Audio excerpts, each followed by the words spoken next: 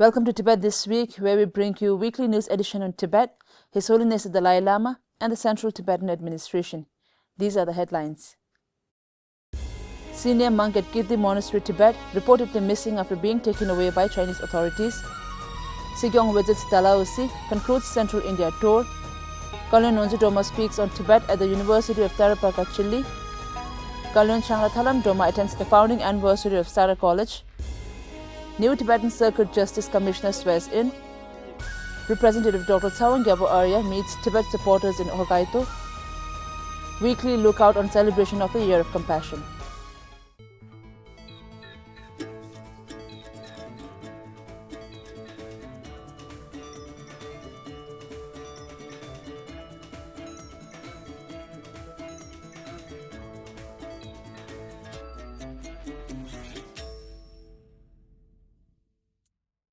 Another case of enforced disappearance in Amdo, Tibet surfaced this week.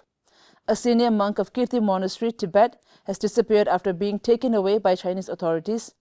The report surfaced yesterday says it has been 8 months since the Chinese authorities took away a senior monk and teacher at a monastery, Geshe Kuncho Choda, from his monastery, and there has been no news of his condition or whereabouts till today. Geshe Kuncho Choda was arbitrarily arrested in December 2024 by the police of Sangchu County. Sources say police raided his room and took away several records of academic meetings and other belongings. Arbitrary arrest and incommunicado detention of Geshe Kuncho Choda constitute a systematic violation on the rights of the Tibetans. The cases of enforced disappearance continue to be on the rise, particularly targeting abbots, teachers, artists, environmentalists, scholars, and community leaders, entailing high risk of torture and death in custody. Sikyong Pempasring of the Central Tibetan Administration arrived in Dalhousie yesterday after concluding the last leg of his Central India tour in Nainital and Delhi. In Nainital and Delhi, Sikyong made inspection visits to Tibetan markets, monasteries, primary healthcare center, school, Tibetan settlement office and regional corporate centers, and the Tibetan reception center in Delhi. Sikyong, in his address at all these gatherings, underscored the importance of lobbying for Tibet, importance of upholding the 3 pillars of Tibetan democracy as the foundation of both CTA and the Tibetan cause, adhering to middle way approach policy, and to comply with Indian government's rules and regulations. He also provided an overview on the congregation of global media and artists in Dharamsala to celebrate His Holiness the Dalai Lama's 90th birthday, symbolizing the global relevance and reverence for His Holiness. Sikyong has left for Ludhiana today to celebrate the 79th year of India's independence on 15th of August. Kalon of the Department of Information and International Relations, Central Tibetan Administration, began her maiden visit to Chile last Wednesday, accompanied by Representative Jigme Tsering of the Office of Tibet Latin America and monks from Debung Monastery in India. Last Friday, Kalon gave a public talk titled Echoes of Tibet, Sustaining Identity Through Culture and Traditions in Exile at the University of Tarapacá. Kalon spoke on the resilience of the Tibetan people in preserving their traditions and heritage despite the hardships and emphasized on the reincarnation matter of His Holiness the Dalai Lama. Monks of Debung Monastery constructed an Avalokiteshvara sand mandala and performed Buddhist rituals. Kalon also attended the 90th birthday celebration of His Holiness the Dalai Lama, organized by Office of Tibet Latin America, where she addressed the gathering on His Holiness's 4 principal commitments, Sino-Tibet conflict, and China's growing interference in the reincarnation matter of His Holiness the Dalai Lama. To further advance Tibet advocacy, Kalon also visited Valparaiso, the legislative capital of Chile, met with Chilean parliamentary Friends of Tibet, led by Deputy Lado Mirosevic Verdugo, Liu Yuqi, head of mission at Taipei Economic and Cultural Office in Santiago, and several parliamentarians of Chile. Yesterday, Kalon Dolma attended the 27th founding anniversary and the graduation ceremony at Sara College for Higher Tibetan Studies. At the ceremony, Kalon Dolma underlined the critical need for the Tibetan youngsters in exile to foster Tibetan language and culture. Kalon pointed out the lack of freedom inside Tibet and China's deliberate attempt at eradicating Tibetan identity and language. The ceremony saw the 3rd batch of Masters in Tibetan Linguistic Studies graduate, while some of the faculties were awarded with honorary titles and toppers of the academic year presented with awards.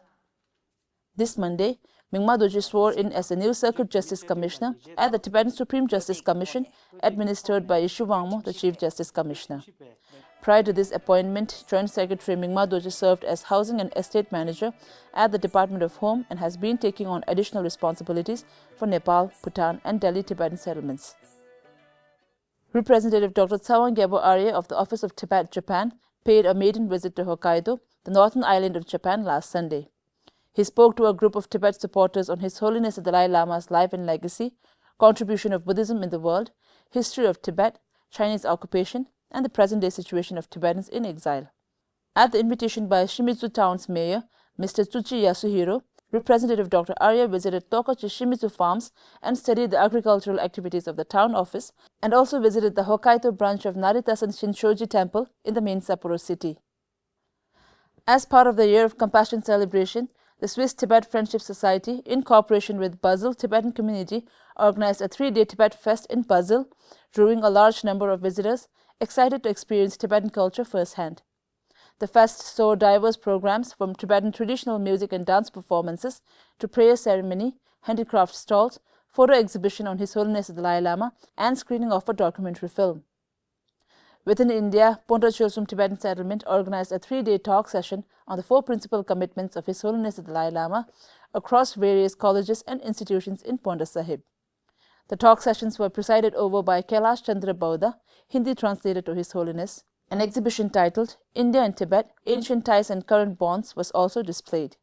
Tibetan settlement of Ponta Chosum also commemorated the birth anniversary of late Yashwant Singh Parmar, the first Chief Minister of Himachal Pradesh, with traditional dance performances, exhibition display by the Tibet Museum of Central Tibetan Administration, and free medical checkups by Minzikang Branch. The Chief Representative Office South Zone, Mungot Tibetan Settlement Office, and the Tibet Support Group of Karnataka collectively hosted a Thank You India event in Chitradurga, remembering the former Chief Minister of Karnataka, late Nija Linkappa. Representative Jigme Jungne of the Office of Tibet, India, attended as the chief guest, and several ministers of India attended as guests of honor. That is all for this week's episode of Tibet This Week. See you in the next one.